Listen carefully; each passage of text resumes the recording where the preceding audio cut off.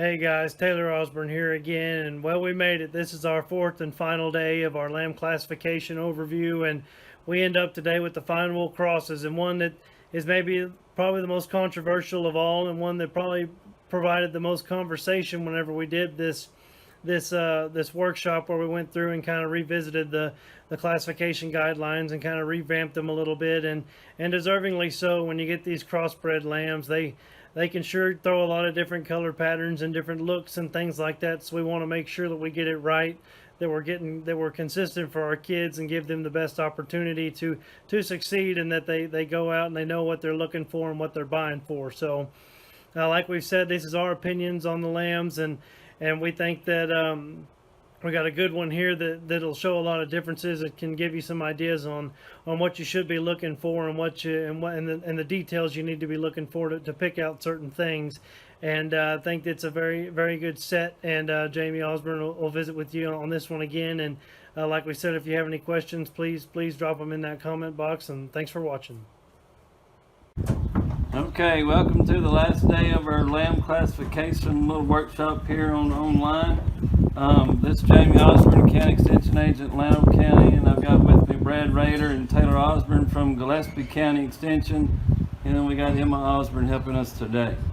As far as the breed we're going over, it's the crossbred breed, probably the one that has a lot of challenges to it whenever you're trying to pick them out and show them and making sure that they get in the right places, which is we're trying to get them to the Finewool crossbreed whenever we show them. So let's go over the acceptable ones that gets them into the crossbred breed, and it's it says it must show evidence of a 50% Finewool breeding, and the remaining percentage exhibiting predominance of only Hampshire and Suffolk breeding. If you look at this guy, you can tell he has some Finewool in him. And if you see his pelt, and you look at his wool, he's got a lot of belly wool on him, and it's good and soft all the way down through here. And that's the second characteristic on here, is a soft pelt. And whenever you feel of him down here and you just look at his wool pattern and stuff, that one shows good evidence of being in the Finewool crossbreed, having a 50% Finewool breed to him. Next is the face and ears should be soft and silky.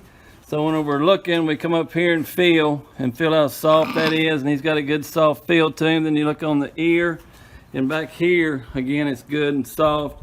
Has a good amount of hair on there, so it's soft and silky. So that's good there.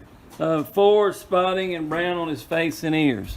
This one has spotting on him, and it's got some brown on it. So you see this, and when you shear this wool off right here, they have some white come up here. Got white up here around his eyes in terms of having some painting color to it. And then you get to the back side of his ears, he has brown and white through here. Then also, if you look at it, he kind of has a little bit of a pattern to him on both sides that matches somewhat. So that has some something to it too. When we're talking about a true Finewool cross, those ears should match just a little bit, and not have a wild pattern on one side, and then just have a lot of difference in the pattern that's on their ear. Number 5, it says moderate spotting on their legs cannot extend above the rear flank right here and the foreflank. So if we're looking up here, you want to have, they can have these spots down here in the bottom, but if you look at this guy, he's got a little bit of spotting right here, but it doesn't go up into past his chest floor and past his foreflank. So if you see that, he's got the brown down here and some spotting down here, but it doesn't extend up too high past his foreflank. Then you get back here to the back, again the same thing. He has some spotting down here, but it doesn't come up here high that we can see without him being totally slit shorn. But it's a good amount of wool down through here. Next one says, wool must be present below the hocks and on the rear legs. Wool below the knees on the front legs is not necessary. Obviously this one has a bunch of wool up here, so he's going to have some really good boots, but the main part is when we're looking at them, make sure they've got wool back here on the back side of their back legs, and this one is going to have a bunch. You can see that right there. Next it says reddish rust color legs are acceptable. This is a little bit red right here. Some of them will have more red than that, and that's perfectly fine because it's an acceptable characteristic. So he may have a little red later on, may not. A lot of this wool will come out, so he's going to have a really white, pretty deal. But some of them can have some red, and that's perfectly fine. White face or ring out crosses are acceptable if pelt is acceptable. Don't have one of those to show you, but what they're talking about, he's all white up here and he's got a little bit of black or brown right here. He's got a little bit of brown right around his eyes, and this one does a little bit. Not to the extent of some of them will, but they'll have a ring around their eyes and they'll have some brown up here too, and that's acceptable. Birthmarks, we've kind of covered that. I think if you remember the South Down deal, we showed a little one with a birthmark on his side. Those are acceptable. And then scurs and horns are acceptable in our crossbred breed now. This one may have a little bit of a scur right there. Not very much of one, but if they do, that's perfectly fine. They can be polled or horned or scurred, so that's perfectly fine. That pretty much covers everything that we've got on our crossbred deal as far as acceptable. Like on our discriminatory deal, you just got to look at those and see what you think's right. You know, if it's a moderately dark to black, chocolate brown up here, and this one's not light, but he is brown. It might be hard to see in the video, but that thing is brown. He's a darker brown, but he's brown, but he might lighten up a little bit, get closer to the color around his lip and stuff when he gets a little bit older.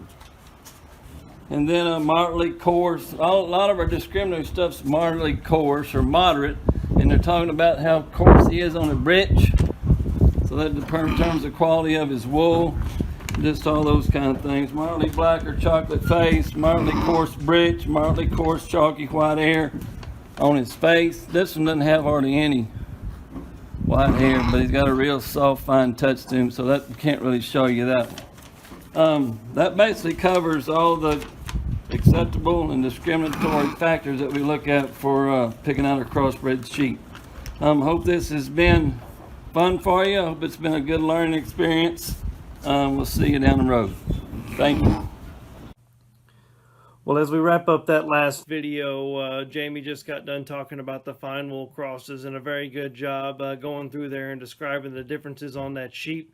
Very, very good. One thing to add on that, when you're looking at those Finewool cross sheep, if you look at the shape of their head, the set and shape of their ear, and the shape of their eye, that's a good indicator as well of a sheep that's a true Finewool cross.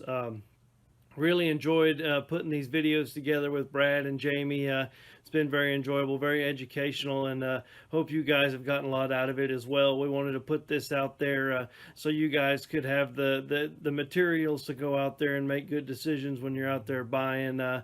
We hope you've enjoyed it. We appreciate you giving us the time of day to share this with you, and hope it's been very, very useful. We're looking forward to the 2021 stock show season and wish all of you the best of luck. If you have any questions, again, drop it in the comments section. Give us a like and a share so we can share it with everyone and make sure that this useful material is out there for everyone to use. Thanks again. We'll see you down the road. Thank you.